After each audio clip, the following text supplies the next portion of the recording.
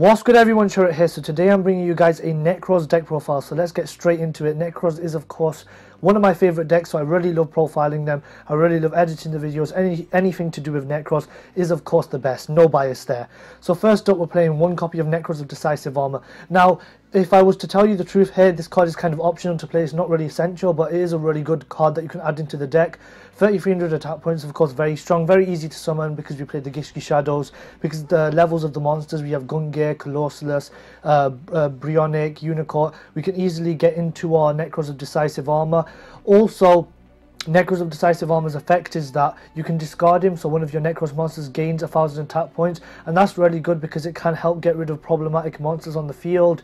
And overall, the fact that his field effect is banishing a set card, you can obviously bait cards like Strike and like Warning, cards that you don't really want to run into if you activate Decisive Armor's effect, and they of course destroy the Decisive Armor. Yes, it's bad for your Decisive Armor to go, but at least you've got rid of that card, and you could potentially go into more plays like summon a Trishula or something like that. I'm talking about Trishula. Next up, we play 2 copies of Nekroz of Trishula. The Nekroz of Trishula is an amazing card, definitely one of the best cards in the deck. Just being able to banish one card from your opponent's hand, their field and their graveyard is amazing. Obviously they can play around it, but this isn't Nekroz format, so not a lot of people are going to be thinking to play around it unless they already know that you're playing a Nekroz deck, for example in game 2 or 3, but for game 1 Trishula is really good. Even game 2 or 3 is a bit hard nowadays to play around Trishula because decks a lot of the time do put a lot of advantage on the board, set up their graveyard and keep a load of cards in hand, for example spirals. So Trishula is being able to banish them 3 cards. We play 2 copies so we can see it more often, and so that we don't have to use our search on Trishula. And then next up, we play the mandatory 3 copies of Nekroz of Valkyrius. Amazing hand trap, being able to end the battle phase. Also another good card that you can tribute cards of, get pluses if you tribute the non-ritual Necron monsters. They of course give you pluses as well. Valkyrius is overall the heart and soul of the deck right now. If Shurit was unbanned, if myself was unbanned, then of course I'd be the heart and soul of the deck, but right now Valkyrius is. Next up, we play 1 copy of Nekroz of GUNGNIR. Now, Nekroz of GUNGNIR, it's once again another optional card. I do play it because the level's pretty good, level 7. Its on-field effect is decent, but a lot of the time when you summon UNICORE, you're going to want to search out GUNGNIR to protect that UNICORE, because UNICORE is a really good card against extra deck, revolved decks nowadays. For example, you have the Pendulum Magicians and you have the Spirals, so it is really good to be able to protect your UNICORE with the GUNGNIR. And just overall, GUNGNIR is a decent card if you do manage to get it on the field, for example by using Nekroz Kaleidoscope to be able to summon GUNGNIR and CLAUSOLAS. And next up, we play 1 copy of Nekroz of BRIONAC. Now, I wish this card was at 3 or even 2. BRIONAC is one of the best cards, if not the best card in the deck. It's probably one of the best searches of all time. I'm biased, but in my opinion, I think that Nekroz of BRIONAC is one of the best search cards, if not the best search card of all time. The fact that you don't even have to pay any cost, you just discard him and you can get the card, plus Brio's good in the graveyard because you can Nekroz cycle it back, you can banish it for Trishula. It's just overall such an amazing card. I'm not surprised it's limited. It's such an amazing card, and I really do love Brio. Hopefully Konami will see some sense and put him back to 2, but for now you have to play that 1 copy because it is of course essential for the Trishula play. If you guys don't know what I'm talking about, I recommend you watch my how to play Nekroz video, because that shows you all the monsters effects, that shows you how to be able to play the deck, what combos you need to do. So let's insert that little bit of shameless self-advertising into the video. So next up, we play 1 copy of Nekroz of UNICORE. Now, Nekroz of UNICORE is obviously another card that really is powerful, one of the cards that the deck revolves around.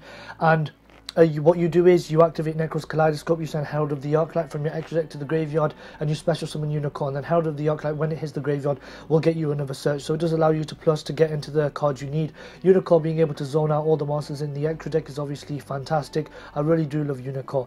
Next up, for the final ritual monster, we play 3 copies of Nekroz of CLAUSOLAS. The Nekroz of CLAUSOLAS is another really good card, just being able to search your spells quickly. I play 3 for consistency. Some people cut it down to 2 and play 1 rotor, or just play the 2 CLAUSOLAS. I think playing 3 is really good because then you can summon it sometimes. For example, you can use a Nekroz Kaleidoscope, SENJU and Quasar Dragon, and summon a Trishula and a CLAUSOLAS. So I do recommend playing the full 3 copies of the CLAUSOLAS. Next up, for the non-ritual Nekroz monsters, we play 1 copy of Dance Princess of the Nekroz. This card's good for being able to get back banished resources, like if you banish your Brio off of Mirror, or if you banish your CLAUSOLAS or your UNICORE off of Mirror, then you can get that. Dance Princess, of course, if you normal summon it, it stops your opponent from negating your ritual spells, which is obviously another good effect. But a lot of the time you're going to be using it as tribute fodder. If you use Valk's effect to tribute Dance Princess, when she's tributed, of course, off a card effect, so that could be off a ritual spell or off a Valk, then you can get back one of your banished Nekroz monsters. And then for the next monster, we play one copy of Great Sorcerer of the Nekroz. Great Sorcerer of the Nekroz, same concept as Dance Princess. Tribute it off of Mirror, off of Valk, and be able to get a search for another Valk, a GUNGNIR, or a UNICORE, being able to search that spellcaster Nekroz ritual monster. Plus, when it's banished, you can dump a Nekroz monster in the graveyard, so you could potentially dump a CLAUSOLAS in the graveyard to set your grave up for Trishula. Next up, we play the mandatory 3 copies of SENJU of the 10,000 Hands. The SENJU is, of course, the better one. It's overall just a search. It's the Stratos of the deck. And that's what I meant yesterday by, I don't know why Konami have banned Stratos when there's cards like this around. SENJU is a really, really good card. And next up we have the lesser SENJU, the inferior SENJU, which is 3 copies of SENJU. SENJU is still good because you can normal summon SENJU, grab a CLAUSOLAS and then discard the CLAUSOLAS to get a spell. So in the Nekroz deck, SENJU can still act as a SENJU. It's just you have to go through that extra process and you have to use your CLAUSOLAS' effect, which you might not want to do. But SENJU is the better card, but SENJU does come close to it. I recommend playing the full 3 copies of SENJU and the full 3 copies of SENJU, because that way you're maintaining the best consistency. Next up we play 3 copies of GISHKI Shadow. Now GISHKI Shadow, GISHKI Vision, you can play either, but GISHKI Shadow in my opinion is the better version because it's a level 4. You can use it for rank 4 plays. Just overall it's the replacement for Shurit, it's the replacement for me, and that's why I hate it, but I do love it as well because it does give an alternative option. It may not be a very good alternative option, but it is decent. It makes Valk easier to summon, and Valk is pretty hard to summon in this deck. That's why I put the GISHKI Shadow in, because I really wanted to be able to summon Valk, because Valk is a really good card. Next up we play the mandatory, once again, 3 copies of Ash Blossom and Joyous Spring. As Lithium would say, made this joke before but have to make it again, everyone and their mother is playing it, which is true. I haven't seen any competitive deck that I've seen always plays Ash Blossom. Yes, this deck isn't very competitive, but being able to set up a UNICORE, have that protected by GUNGNIR, have your battle phase stopped by Valk, and then having one of your search cards or your draw cards like Pot of Desires stopped by Ash is really strong. It's another card that you can play in the deck. I don't really want to play traps because this deck likes to go second. That's why I like playing the Ash Blossom, because it's a hand trap, and hand traps are really good this format. Hand traps have been really good throughout all of Yu-Gi-Oh! Ever since Effect Veiler came out, but Ash Blossom especially is a really good card. But don't get me wrong here, I would be more than happy if Ash Blossom got banned, because having Ash Blossom is a really good card against Nekroz. Nekroz can utilize it, but it is a very good card against Nekroz, and that does cause a problem for me a lot of the time when my preparation of rights is negated by Ash Blossom, because that does hurt, because preparation of rights is a really good card. And next up for the final hand trap, we have 1 copy of Maxi. Maxi obviously being able to get more draws, being able to grab more combo pieces like your ritual spells, like your ritual monsters, is obviously really, really strong. And then next up for the spells, we play 2 copies of Nekroz Mirror. Mirror is really good, being able to banish the monsters from the graveyard, summon your Trishula. Most of the time you're going to activate Mirror, banish Brio, banish Kalos, and summon the Trishula. So that is really strong. And obviously all the Nekroz ritual spells have that extra effect where if you banish them from the graveyard with Nekroz monster, you can search a different Nekroz ritual spell, which is obviously really good for recovery. So overall I do love playing the 2 copies of Mirror. Don't play 3, seriously, it does break you. 2 is enough, especially when you play the free CLAUSOLAS. You can always have access to it.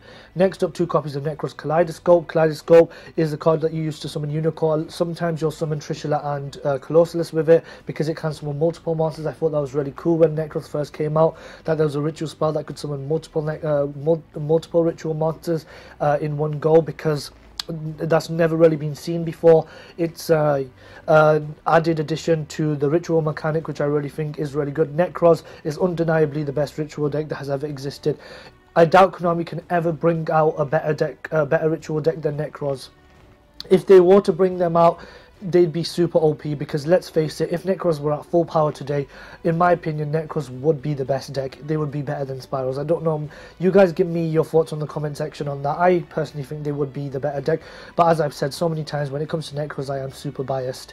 And then next up, 2 copies of Psycho. I played the 2 copies, the proper 2 copies back, just like back in full power Nekroz format. It was a 2-2-2 ratio or a 3-2-1 ratio, but the 2-2-2 ratio was more common because we do play the GISHKI Shadow, so it is easy easier to bring back your monsters from the graveyard.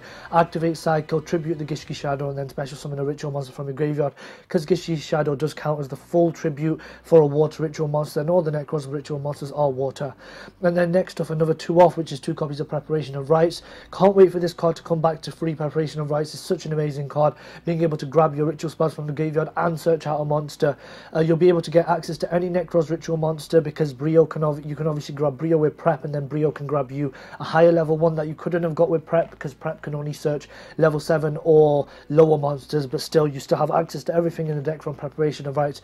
Once this card comes back to free, Nekroz will be considerably more powerful, because having that extra search card is of course essential in decks like Nekroz. Next up, for board wipes, we play 1 copy of Regeki. Really don't need to explain Regeki. Same concept with the next card. We play 1 copy of Dark Hole. But the next card I do want to explain, and that is 3 copies of Evenly Matched. Now, Evenly Matched is, of course, you've seen it in so many decks. You know how powerful this card is. It's the same concept with Ash Blossom, how I don't want to play traps, but I still want powerful cards to stop my opponent. So Evenly Matched is being able to wipe my opponent's board clean. And what I think is really cool about Evenly Matched is, because you activate Evenly Matched, you have 1 card on your field, so your opponent will have to keep 1 card on their field, and that normally isn't very good because they can choose to keep 1 card. But for Nekroz, that is especially good, because you need your opponent to have 1 card on the field to be able to activate Trishula. So Evenly Matched and Trishula play a really good combo, because Evenly Matched banishes their whole field, they'll leave 1 card on there, then you'll summon a Trishula, you'll get rid of that last card, get rid of a card in the graveyard, and get rid of a card in their hand. So I really do love Evenly Matched in this deck. It is a really strong card. I don't really recommend cutting it right now, because it is one of the more powerful cards in the deck, one of the cards that does let the deck compete, maybe not at an extremely competitive level like Spirals, but definitely it can compete against some of the lower tier decks like Light Sworn. And overall, Nekroz right now is a casual deck. I am making this for the casual player base. Please do keep that in mind, but I have tried to make it as competitive as possible. So that's it for the main deck. I think it's majority monsters. The spells are mainly searches and board wipes, and then just free traps, which are the Evenly Matched. Next up, for the extra deck, we play for the Synchros 1 copy of Shooting Quasar Dragon. Obviously, you send this to the graveyard to summon your Trishula and your CLAUSOLAS. You could potentially summon a Valkyrius and a UNICORE as well, because that does make a level 12. That does make 12. 8 plus 4 is 12, of course. A bit of maths there, but yeah. Shooting Quasar Dragon, send it to the graveyard for Kaleidoscope. There's not really anything else you can do with that. Same concept with the next card, that is Star Eater. You send it to the graveyard for Kaleidoscope, being able to summon GUNGNIR and UNICORE. I put that in because I do have space, and sometimes I want to summon GUNGNIR and UNICORE to push for game. Next up is a card that is going to take some explaining, and that is Clearing Synchro Dragon. Clearing Synchro Dragon, I play it because Ash Blossom is a level 3 tuner, so I can tune the Ash Blossom and I can tune the Manju together, or I can tune the Ash Blossom and UNICORE together to summon Clearing. Clearing is one of my favorite cards of all time. I really do love Clearing. Plus, you can send Clearing to the graveyard to summon Colossus and UNICORE, but that rarely comes up. Most of the time, you're going to be using Ash Blossom to synchro into it, but we did have room in the extra deck, so I did put that option into the extra deck, because Nekroz really utilized the main deck. The extra deck is more of an added option for Kaleidoscope and then rank 4s. Next up, 2 copies of Herald of the Arclight. You're probably thinking, Shurit, because UNICORE's limited, why do you play 2? Well, I actually play 2 because a lot of the time what you'll do is you'll use Dance Princess's effect to get back UNICORE, and then because you've already used your first Herald of the Arclight, you won't be able to summon UNICORE off Kaleidoscope again.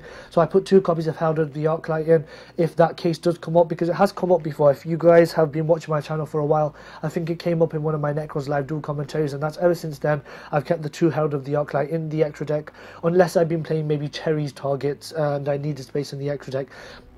But right now we're not playing Cherry's targets, because Cherry's isn't very good in this deck right now, because we do need the consistency. So we are just playing the extra deck as a kind of toolbox version where you can just utilize it when you need it. So next up, for the Exceed monsters, we play 1 copy of number S39, Utopia the Lightning. Lightning is of course really good, being able to out problematic monsters. Your opponent can't use battle traps on it as well. And then the next one we play is the middle one, Utopia Prime.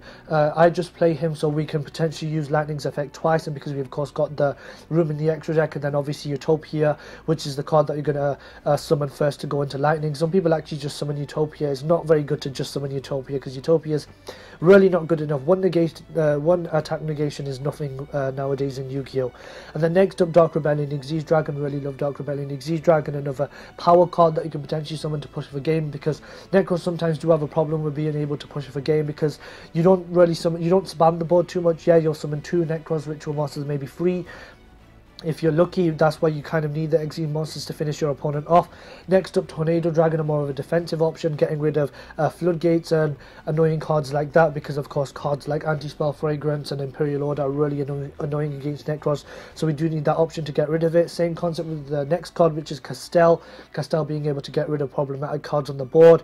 And then next up we played the new card number 41, Baguska. Baguska's really good. Just if you didn't draw a very good hand, you could just normal summon Manju, summon a Unicorn, overlay for Baguska in defense mode, and your opponent is zoned out for a while unless they manage to out it. But I do play the Baguska as a more defensive option. Next up, Diamond Direwolf. Diamond Direwolf is a decent card. You don't go into it too often because we've of course got Tornado Dragon now, but I do go into it when I want to destroy a card on my opponent's field, but I don't want my Unicorn or my materials to be stuck underneath of the Diamond Direwolf, so I can destroy the Diamond Direwolf and get the materials into the graveyard.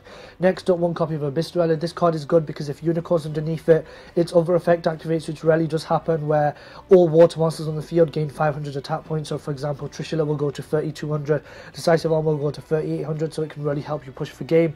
And talking about pushing for game, we have the last card which nobody gives any attention anymore, which is Gagaga Cowboy. I do play the Gagaga Cowboy because Nekroz damage a lot of the time is 7200, and I think that's the damage from like a Trishula, a Unicorn, a Manju and something else. I can't really remember off the top of my head, but a lot of the time you'll do exactly 7200 damage and you need the extra 800 damage, so I do play the Gagaga Cowboy. So I hope you guys enjoyed the video. I hope you guys like the deck profile. I hope you guys like my choices. If you guys think I can do anything alternatively, please do tell me in the comment section. I did buy a new mic, so I hope the audio quality is a bit better. There's no annoying wind sounds where because of my bad mic from before, the wind would come and it would kind of pop. That popping sound was really annoying. I didn't like it either, but now I have got a new mic, so I hope you guys did realize the difference between this quality and the next quality. And if you guys did enjoy the video, please do share the video because I really do need that exposure for the channel, and overall just having more comments and stuff really does make my day. So make sure you guys comment, make sure you guys share the video. This has been Shurit. Peace.